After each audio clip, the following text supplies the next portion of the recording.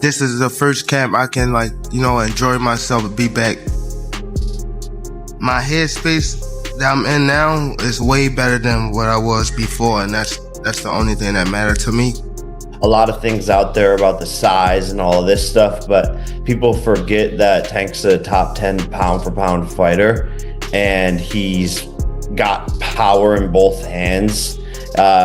And skill-wise and technique-wise, he's been doing this for so long. In this fight, I feel like Tank has the edge for sure. He's a real fighter, and got skills, high IQ fighter. Regardless of the weight, I've personally seen Tank, spar heavy. Jake Paul and Gervonta Davis, a matchup no one expected to see.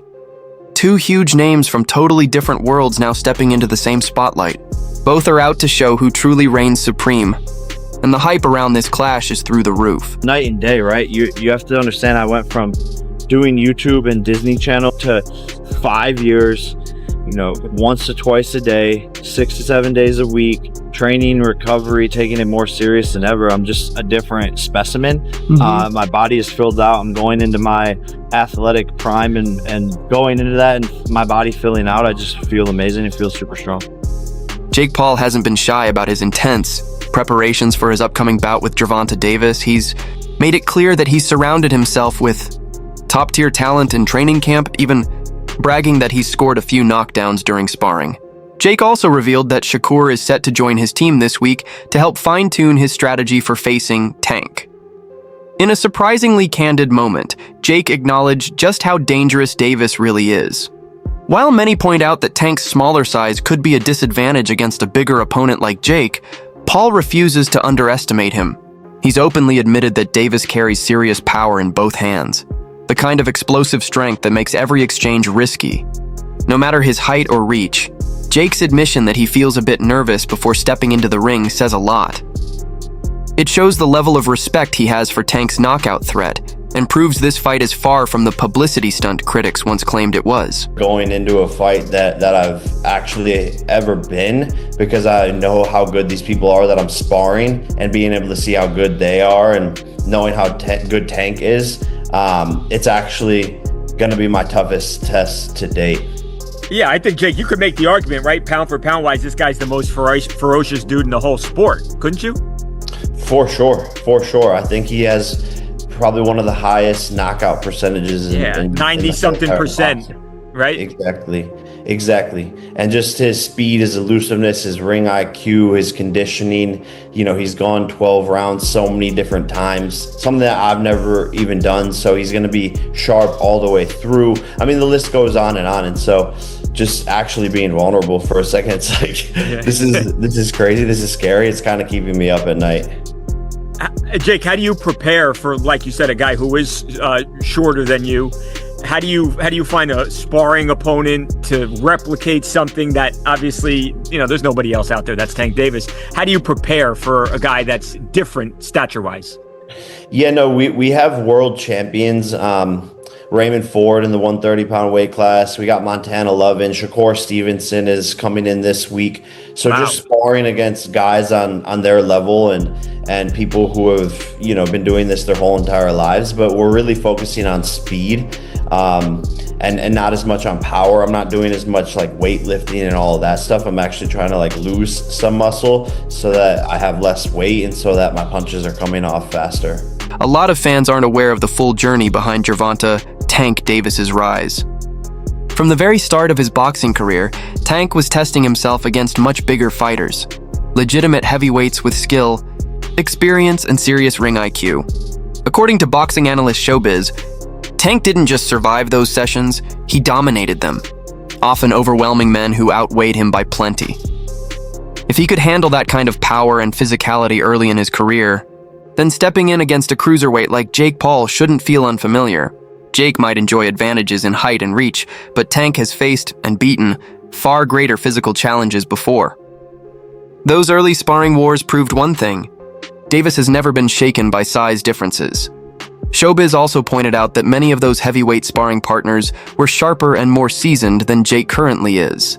While Jake has made huge strides, transforming from a YouTuber into a legitimate boxer, he's still polishing his fundamentals. Tank, by contrast, has been competing with elite talent since his teenage years. So if Tank has already handled bigger and more experienced opponents, Jake's physical edge may not make the difference. As Showbiz summed it up, this matchup isn't tilted against Tank at all. In fact, it might be Jake who's walking into the real danger zone. Bigger people, like from middleweight to heavyweight. And the thing is, don't be surprised, okay? This is a photo. This is a photo of one of the bigger guys that he was sparring. But in the past, you know, like maybe a few years ago, he was fighting a guy in Mayweather's camp. He was a bigger guy. I think he was like a middleweight or something like that. He was whooping his ass. One time he was like on live whooping a bigger guy's ass. I mean, he's just beating bigger guys like middleweights and stuff. He's done that in sparring forever. Remember this story? I've brought it up a million times and I've showed this clip a million times, but on Ellie Set Back. This story of this guy saying how Gervonta Tank Davis knocked out this heavyweight. Tell me the story. What happened? Tank, what's the one boy name? No, don't say a name. I don't want to embarrass anyone. Oh, no, you're right. But tell people what happened. Man, I was about to spar. Before I was about to spar Tank, he was sparring this big boy. A heavyweight. Heavyweight boy. And Tank hit that nigga. He hit him so hard that he was on the top of the rope just like this. I'm like, I thought he died. Like, I ain't gonna lie to you. I thought he died. Hey, I've seen him knock out some heavyweights. He might knock all ass out now. You knocked out a heavyweight? Yeah. How was that? Cause I hit harder than Wilder.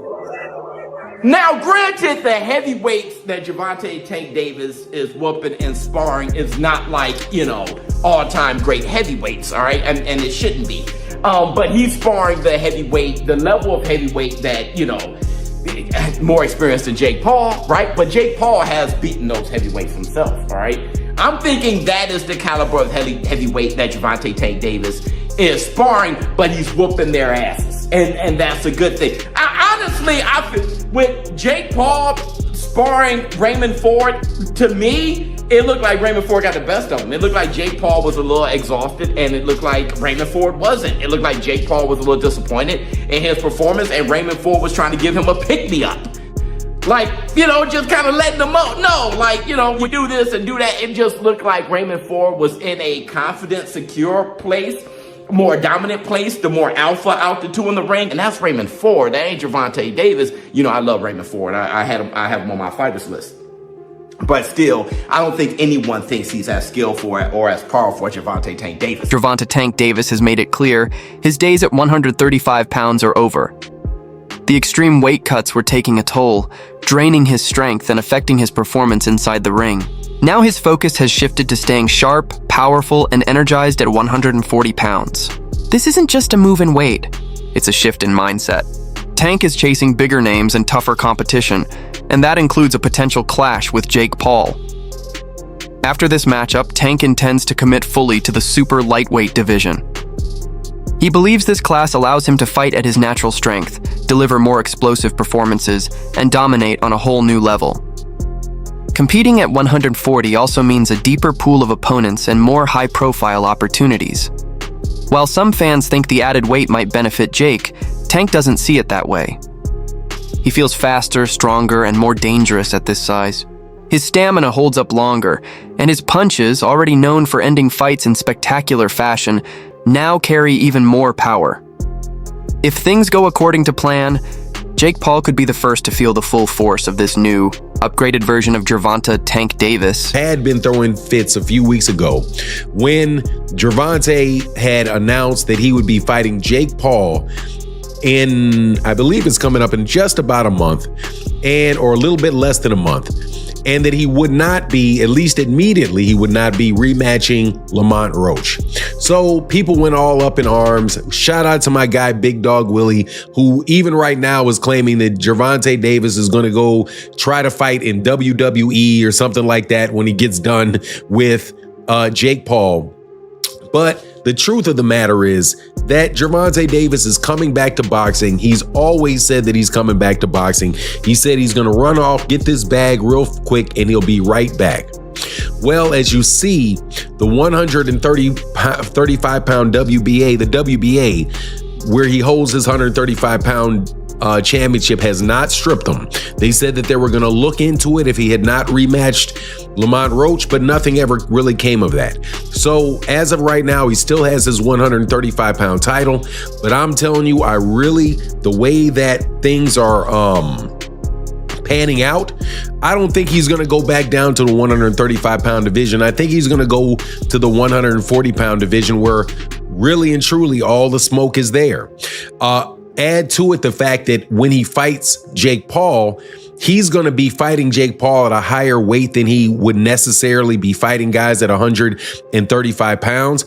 You're probably not going to see him drain down for the fight. I don't think he's going to bulk up at all. But usually when guys play with their weight and they go up and allow themselves to fight at a higher weight or fight people at higher weight classes. Carmamel Moughton weighed in on the upcoming fight, confidently backing Tank as the clear favorite. He pointed out that Tank's past experience sparring with much heavier fighters means the size gap won't faze him. While Jake's physical frame might stand out, Carmamel believes Tank's sharpness, fight IQ, and ring awareness easily make up the difference. In his view, the real separation between the two isn't about size, it's about skill. Tank is a complete, well-rounded technician, while Jake is still in the process of refining his craft. Carmamel predicts not just a win for Tank, but a convincing one. Having watched Tank's training sessions up close, Carmamel speaks from first-hand experience. His verdict is straightforward. Skill beats size, intelligence beats strength, and Tank has proven both of those truths time and again. Where's Jake Paul? I feel like it's going to be a good fight, entertaining. It's an exhibition, so we're going to see how serious they really take it, but I don't know, they both getting a lot of money, so, congrats to them. What if you had it, who has the edge in this fight? I feel like Tank has the edge for sure. He's a real fighter, and got skills, high IQ fighter. Regardless of the weight, I've personally seen Tank, spar heavyweights, and even me, I spar heavyweights, So the weight's not really too much, for a lot of great fighters, so I feel like Tank will get it for sure. Do you think he kind of be an advantage because he's small and fast? Someone said that. I'm I didn't think about that actually. Yeah, possibly. He gonna see a lot of Jake Paul's punches coming. He can be able to evade them and then set him up for a big counter. Wait, but do you think this is going to be different than the other Jake Paul fights we've seen, against Mike Tyson and Julio Cesar Chavez? I know a lot of people weren't the happiest with that, but I feel like Tank's going to give him a different fight. Do you think so? I think so. We'll see how he adapts because a lot of people think it's hard, for a small guy to be fighting a bigger guy, but it's also hard for a big guy to be fighting a smaller guy. It's a small target, they're very fast, so we'll have to see how he adapts to it. Wait, and is Floyd Mayweather versus Mike Tyson really happening? Yeah, that's happening. No, it's not. Yeah. Wait, is there a date already, or what's going on? I'm not. I don't think there's a date yet, but it's definitely an official fight and it's happening. So, what do you got to say about that? What's going on? It's gonna be a great show. Floyd's gonna do his thing. Hopefully I'm on the undercard so I can put on a great show as well. No, really? You guys already talked about that? Not yet, no, but we'll have to see. Yeah, for sure. And are you gonna fight again this year? What's next with you, Carmel? I don't know. At the moment, we haven't heard nothing. We're just waiting, staying patient, staying ready. But I should be back at least one more time before the end of the year. When the fight was first announced, Shakur Stevenson was among the most vocal critics. He questioned why a proven world champion like Gervonta Davis would take on a YouTuber-turned-boxer instead of challenging another top-tier opponent. To Shakur, the matchup seemed like a step away from the sport's true competitive spirit. However, the story took an unexpected twist. Reports surfaced claiming Jake Paul made Shakur a generous offer to join his training camp, specifically to help him prepare for Davis's unique style. The news caught fans off guard and quickly became a talking point throughout the boxing community. Analysts noted that if Shakur truly viewed the fight as bad for boxing, he likely wouldn't have accepted the opportunity. But when a major offer came through, he seemed willing to take part. The same event he once criticized as a publicity stunt became one he's now indirectly contributing to.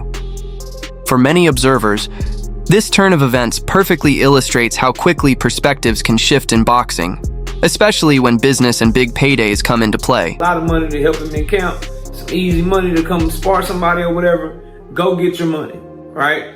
But what's funny to me is for someone who had nothing positive to say about this fight, and someone who was critical of Tank Davis for taking this fight and tried to shit on Tank Davis for taking this fight, he sure is doing whatever he can to be a part of it. He sure is doing whatever he can to be a part of the fight. And then to take that a step deeper and a step further, for someone who doesn't want to talk about Tank Davis anymore, he sure is making moves to ensure that he is continued to be mentioned with Gervonta Tank Davis. Shakur Stevenson is not stupid. The new firm that he hired to do his PR work and get him to do these interviews and try to enhance his brand, they not stupid. Jay Prince not stupid. Josh Dubin not stupid. The people around Shakur Stevenson have been building social media brands, building boxers, and building talent in different industries at the same time. I mean, for a long time. They know how this shit works. They not dumb. They know the conversation that is going to surround Shakur helping Jake Paul. Tank Davis' biggest rival going to camp to help Jake Paul. If Jake Paul has any kind of success in the fight, Jake Paul was successful because Shakur Stevenson is on a different level and he helped prepare Jake Paul for the fight with Tank. That's why Jake Paul did so good. They know this, bro. And to me, that's the problem that I always have with these guys like Shakur Stevenson. You can throw Lamont Roach in there. You can throw Devin Haney in there, bro. You can throw Keyshawn Davis in there if you want to. My issue is they won't admit what it is. And I guess it's an ego thing, it's a pride thing, because I get it. And Offset shared a different perspective, focusing more on the physical matchup between the two fighters. He believes Jake Paul's size and natural strength could give him a real shot at victory. The difference in weight is obvious, and in Offset's view, if Jake lands the right punch, it could completely shift the momentum of the fight. That said, Offset didn't dismiss Gervonta Davis's technical brilliance. He pointed out that Tank's reflexes, timing, and defensive skills are on another level. The way he slips punches and counters so effortlessly makes him incredibly hard to hit clean. So while Offset leans slightly toward Jake because of the size factor, he admits that connecting solidly on Davis will be a major challenge. For Offset, this matchup comes down to a classic contrast: raw power versus refined precision. A bigger, more physical puncher taking on a smaller but far sharper technician. You saw Jake Paul and Tank Davis? I don't understand how that's happening though. I mean, that's kind of what Jake Paul does, right? That nigga's 7'8", 6. I'm not saying 7'8". Like the nigga's 6'4". So you think Jake wins? Yes. This is kind of like the Mayweather versus Logan Paul fight, and Mayweather, he got the better of Logan for sure. I think Logan's even bigger than Jake. Fuck no. Logan's bigger than Jake, yeah. Like bigger, yeah. But Jake's now a more experienced boxer than probably Logan was at that time. I don't know. That weight shit, man, that shit is a real thing. What's the odds on that shit? I wonder. Not out yet? Who do you think will win out of Canelo? I don't really follow boxing like Canelo, that. Man. I like my boy, but Canelo's just Canelo's a beast. He not old. He still got it. He hit hard as a motherfucker. And then like the fighters he fought and lost to was some dogs though. Like most people won't get in the ring with him. So it's like I feel like I don't know. Has he got this? I don't know. I feel like he gonna land though. What's that? What's the odds on that? Oh, listen to this. Davis is minus 205 to beat Jake Paul. Jake Paul's plus 155. Wow, that's tight odds. Tank Davis is minus 205. Jake Paul's 155 opening odds. Dude, that's crazy. I don't know. Tank 5'2" though, but it's like he's so short. Fast. Like, yeah. I'm saying the height difference is like crazy. Is Jake even gonna be able to hit him? Like he's probably so fast. Tank's gonna be able to hit Jake. He's short though. Tank's gonna hit him a lot. Right? How tall is Tank? 5'7". He's like 6'3". So different. That's no, I know. 6'3" and big. Now technique, you got him in technique because he's for sure. Yeah. But I don't know. I gotta see that fight. That shit sound crazy. You gamble on football? You sports bet? You have to pay him a lot of money to that fight. Oh, they're making so much money. Some boxing analysts have suggested that much of the backlash aimed at Gervonta Tank Davis has little to do with genuine concern for the sport and everything to do with jealousy. They believe envy has followed Davis since the early days of his career, and now that he's positioned to earn one of the biggest paydays of his life, that resentment has only intensified. According to these experts, many of the same voices criticizing him would likely make the exact same decision if given the chance. Instead of recognizing Davis for capitalizing on a major financial opportunity, they choose to question his integrity and intentions. From their perspective, most of the negativity surrounding Tank isn't about this fight or the purity of boxing. It's rooted in frustration from those who wish they were enjoying the same success. Fire! I get the chance to pick a great business mind brain and help give him some game in the process. I'm down. Oh, we know you're down. So for one, you look like you hating on Tank, bro. Like you specifically. Two, this is the same guy that said he's not watching the fight, but now you're somewhat taking part in the fight because you're trying to gather or help prepare Jake Paul for the fight. And then this is what Shakur Stevenson does, in my opinion. Shakur will make questionable choices, do certain things, right? And then afterwards, he'll be like, yeah, now that I got y'all attention, I got everybody mad at me. Bro, the stuff you're doing is weird. You know what I mean? And it's almost like, to me, it's almost close to like Karen behavior, in the sense that Karens, you see some of these Karens and they do all this extra stuff and then act like the victim. And I told you that's one of the main problems with Gen Z, right? Where Gen Z, they will do just weird things, make weird choices, make weird decisions, and then they'll act like, man, I'm Tupac, me against the world, everybody's against me. Everybody's not against you. You're just doing weird things. You're making weird decisions, it's weird behavior, so on and so forth. So let's ultimately recap. We got to do the Boxing Ego recap to see what's really going on here. There's been a lot of discussion about the potential payouts tied to this fight. Most analysts agree that estimates in the range of $20 to $40 million sound realistic. However, when rumors surface claiming that both fighters could walk away with nearly $200 million each, many start to raise an eyebrow. People inside the boxing community largely believe those sky-high figures are exaggerated, fun to talk about, but unlikely to reflect the real numbers. While the event is undeniably huge and drawing massive attention, reaching that kind of financial scale for a single bout still seems doubtful to most experts. As of now, the exact financial details remain a mystery. Impressive if true, but far from confirmed. It says 150 to 200 mil. That'd be the most any athlete's ever made in one event, in one night. Where are they getting that money? I mean, it's Netflix. Okay.